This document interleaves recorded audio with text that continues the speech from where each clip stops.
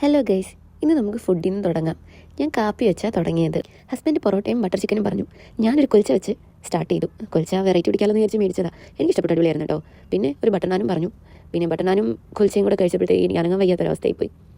പിന്നെ ഞാനത് മൊത്തം തൂത്ത് വാരി കഴിച്ച് എണീച്ചു. ഈ വീഡിയോ ഞാൻ എടുത്തത് ലാസ്റ്റ് സൺഡേ ആണ്.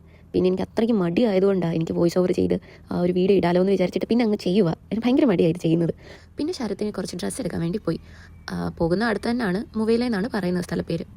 ഇവിടുത്തെ നൈറ്റ് ലൈഫ് നല്ല രസമാണ്. ലൈറ്റും കാര്യങ്ങളുമായിട്ട് എന്ത് രസമാണെന്നറിയാവോ. പിന്നെ നമ്മൾ ഷോപ്പിൽ ചെന്ന് കുറച്ച് ലൈറ്റ് കളർ ഷർട്ടുകളൊക്കെ എടുത്തു.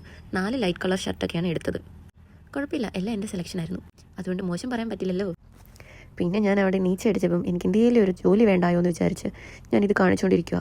നിങ്ങൾക്ക് മനസ്സിലായോ? അതങ്ങോട്ട് മണ്ടയ്ക്കോട്ടാക്കുമ്പം സ്വയമേ അത് വീണ്ടും ബബിളായിട്ട് തിരിച്ചു വരും. എന്തായാലും ഓരോരോ വട്ടം ഫിറ്റ് ചെക്ക് ചുമ്മാ സ്വയം.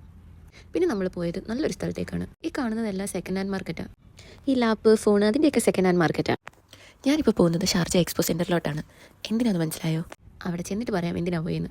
അവിടെ ഞാൻ പോയിട്ട് വലിയ പ്രയോജനമൊന്നും ഇല്ല. പിന്നെ ഞാൻ കൂട്ടിന് പോയതാണ്. പിന്നെ കുറച്ച് കഴിഞ്ഞപ്പോഴത്തേക്ക് ഞങ്ങൾ അങ്ങ് ഇറങ്ങി. കാരണം അവിടെ ഭയങ്കര ട്രാഫിക്കാണ്. ആ പുറയിലെ കണ്ടോ, ഇത് മാത്രം പോലീസാണ് നോക്കി ട്രാഫിക് കൺട്രോൾ ചെയ്യുക. എക്സ്പോ സെൻറ്ററിലോട്ട് വീണ്ടും ഒരുപാട് ദൂരം ഉണ്ടായിരുന്നു. ഒരു ജംഗ്ഷനിൽ ചെന്ന് അവിടെ നിന്ന് ക്രോസ് ചെയ്തിട്ട് തിരിച്ച് വരണമായിരുന്നു. അപ്പോൾ നല്ല ദൂരം ഉണ്ടായിരുന്നു. എനിക്ക് നടക്കുന്ന കാര്യത്തിൽ വലിയ ബുദ്ധിമുട്ടൊന്നും ഇല്ലാത്തതുകൊണ്ട് ഞാൻ കുറേ നടന്നു. അങ്ങനെ നമ്മൾ ഫൈനലി അവിടെ എത്തിയേക്കുവാണ്. ഇതാണ് എക്സ്പോ സെൻറ്റർ. ഇവിടെ ഇഷ്ടംപോലെ ഫുഡ് ട്രക്കും കാര്യങ്ങളൊക്കെ ഉണ്ട്. ഡിഫറെൻറ്റ് ടൈപ്പ് ഓഫ് കൺട്രീസിൻ്റെ ഫുഡ് ട്രക്കാണുള്ളത്. അപ്പോൾ ഫൈനലി ഞാൻ എത്തിയേക്കുന്നത് എവിടെയാണെന്ന് മനസ്സിലായോ? അതെ, ഷാർജ ഇൻ്റർനാഷണൽ ബുക്ക് ഫെയറിലോട്ടാണ് വന്നേക്കുന്നത്. ഈ ഏരിയ ബുക്ക് ഫെയറിൻ്റെ എൻട്രൻസാണ്. ഒരുപാട് കൺട്രീസിൽ നിന്നുള്ള ബുക്ക് സ്റ്റാളുകളുണ്ട്. ഞങ്ങൾ അവസാനം ഇന്ത്യൻ ഏരിയയിലോട്ട് പോയി. അവിടെ നമ്മുടെ കേരളത്തിലെ DC ബുക്സും പിന്നെ കൈരളി, മാതൃഭൂമി, അങ്ങനെ കുറേ ബുക്സ് ഉണ്ടായിരുന്നു. പിന്നെ അവിടെ ഒരു ചെറിയ അവാർഡ് ദാന ചടങ്ങുകൾ പോലൊക്കെ ഉണ്ടായിരുന്നു. അതിൽ ചീഫ് ഗസ്റ്റ് എന്ന് പറയുന്നത് വയലാർ ശരത്ചന്ദ്ര വർമ്മയായിരുന്നു.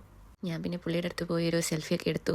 ശരത്ത് ബുക്ക് വായിക്കുന്നതിൽ ഭയങ്കര ഇൻട്രസ്റ്റഡാണ്. അവൻ്റെ കയ്യിൽ ഈ ബുക്കൊക്കെ ഉണ്ട്. ആരാച്ചാരും ഒരു പോലീസ് സർജൻ്റെ ഓർമ്മക്കുറിപ്പും. കറൻറ്റ്ലി പുള്ളി വായിക്കുന്നത് കപാലവ. എന്തോ ഭാഗ്യം പറയട്ടെ, ഞാൻ ഇതൊന്നും തൊട്ട് നോക്കിയിട്ട് പോലും ഇല്ല. എന്തോ എനിക്ക് സമയം കിട്ടുന്നില്ല എന്നുള്ളതാണോ അതോ എനിക്ക് താല്പര്യം ഇല്ലാത്തതാണോ എന്ന് എനിക്ക് മനസ്സിലായിട്ടില്ല. ഞാൻ ആൽക്കമിസ്റ്റ് എന്ന് പറയുന്ന ഒരു ബുക്ക് മേടിച്ചിട്ട് 1 വർഷമായി. ഇതുവരെ ഞാൻ അതിൻ്റെ ഒരു പേപ്പർ തീർത്തേക്കുന്നത്. പിന്നെ തമിഴ്നാട്ടിൽ നിന്നുള്ള ഏതോ ഒരു ബുക്ക് സ്റ്റാളും ഉണ്ട്. ഒരു ബുക്ക് സ്റ്റാളല്ല, ഒരുപാട് ബുക്ക് സ്റ്റാളുണ്ട്. പിന്നെ ആ വഴി പോയപ്പോൾ നമുക്കൊരു ഖുറാൻ്റെ ഒരു ബുക്ക് ഒരു സ്റ്റാളുകാർ തന്നായിരുന്നു. ഇത് കിഡ്സിൻ്റെ ക്രിയേറ്റിവിറ്റി ലെവൽ വർദ്ധിപ്പിക്കുന്നതിൻ്റെ ഒരു സെക്ഷനായിരുന്നു. അതിൻ്റെ കുറച്ച് ആക്ടിവിറ്റിയും കാര്യങ്ങളുമായിട്ട്. പിന്നെ ഞങ്ങൾ അങ്ങോട്ടും ഇങ്ങോട്ടും ഏതൊക്കെയോ ബുക്ക് തപ്പി ശരത്ത് നടക്കുന്നത് കണ്ടു. പിന്നെ ഞങ്ങൾ വീണ്ടും ആ ഉദ്ഘാടന ചടങ്ങിലോട്ട് പോയി. പുസ്തക പ്രകാശനമൊക്കെ ഉണ്ടായിരുന്നു. പിന്നെ നമ്മൾ അഖിൽ പി ധർമ്മജനെ കണ്ടു. പുള്ളി അവിടെ ഇരുന്ന് എല്ലാവർക്കും ഓട്ടോഗ്രാഫൊക്കെ എഴുതി കൊടുക്കുന്നുണ്ടായിരുന്നു. ശരത്ത് കുറേ നേരം നോക്കിയിരുന്നു. പുള്ളിനെ മനസ്സിലായോ? റാം കെയർ ഓഫ് ആനന്ദി, ഇതത് തന്നെ, ആ പുള്ളി തന്നെ. പിന്നെ ഞങ്ങൾ റാം കെയർ ഓഫ് ആനന്ദി എന്ന് പറയുന്ന ആ ബുക്ക് മേടിച്ചു. അത് കഴിഞ്ഞിട്ട് പുള്ളിയുടെ നിന്ന് ഓട്ടോഗ്രാഫും മേടിച്ചു. ശരത്ത് ഭയങ്കര ഹാപ്പി ആയിട്ട് നിൽക്കുമായിരുന്നു. നല്ലൊരു സോഫ്റ്റ് ഒരു ആറ്റിറ്റ്യൂഡുള്ളൊരു മനുഷ്യനാട്ടോ. പിന്നെ വിനോയ് തോമസ് വരുന്നുണ്ടെന്ന് പറഞ്ഞായിരുന്നു. ഞങ്ങൾ ആ പുള്ളിനെ കാണാൻ വേണ്ടി കുറേ നേരം വെയിറ്റ് ചെയ്ത് നിന്ന്. അവിടെ പിന്നെ നമ്മൾക്ക് ഇൻട്രസ്റ്റിംഗ് ആയിട്ടുള്ള കുറേ സാധനങ്ങളും ഉണ്ടായിരുന്നു. ഞാൻ ഈ മാംഗോ ഐസ്ക്രീം മേടിച്ചു. ഇത് ഭയങ്കര ഹൈപ്പുള്ളൊരു മാംഗോ ഐസ്ക്രീമാണ്. ഓക്കെ, എനിക്ക് ഇഷ്ടപ്പെട്ടു, ഫ്ലേവർ എനിക്ക് ഇഷ്ടപ്പെട്ടു. പക്ഷേ ഹൈപ്പിനനുസരിച്ചുണ്ടോ എന്ന് എനിക്ക് അറിഞ്ഞുകൂടാ. ഓക്കെ, എനിക്ക് ഇഷ്ടപ്പെട്ടു, ഒന്ന് ട്രൈ ചെയ്യണം എന്ന് വിചാരിച്ച് ഞാൻ ട്രൈ ചെയ്തതാണ്. ഓക്കെയാണ്. കുറേ നേരം നിന്നിട്ട് വിനോയ് തോമസിനെ കാണാൻ പറ്റാത്തതിൻ്റെ ഒരു വിഷമം ശരത്തിനുണ്ടായിരുന്നു. പക്ഷേ അഖിൽ പി ധർമ്മജനെ കണ്ടപ്പോൾ ആ വിഷമം അങ്ങ് മാറി. ഇതൊരു പുസ്തകത്തിൻ്റെ ലോകം തന്നെ. എന്തുമാത്രം പുസ്തകങ്ങൾ, എത്രയോ രാജ്യങ്ങളിലെ, ഏതെല്ലാം ഭാഷകളിലെ, എല്ലാം കഴിഞ്ഞ് ഞങ്ങൾ അവസാനം അവിടെ നിന്ന് ഇറങ്ങി. ഞാൻ ആക്ച്വലി അന്തിച്ചു പോയി. ഞാൻ വിചാരിച്ചു ഇത്രയും ആൾക്കാർ വായിക്കുന്നവരുണ്ടോ?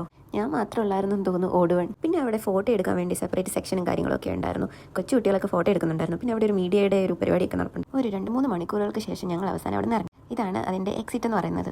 നല്ല ഭംഗിയില്ലേ? ഞങ്ങൾ ഇറങ്ങിയപ്പോൾ ഏകദേശം ഒരു 10-11 മണിയായി. ആ കാണുന്നതൊക്കെ കോണിഷാട്ടോ.